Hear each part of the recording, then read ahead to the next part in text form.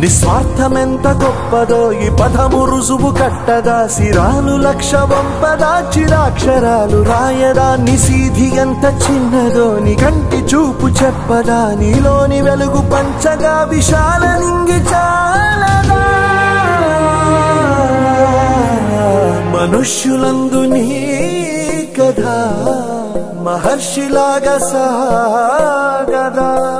మనుష్యులందు నీ కథ మహర్షిలాగా సాగదా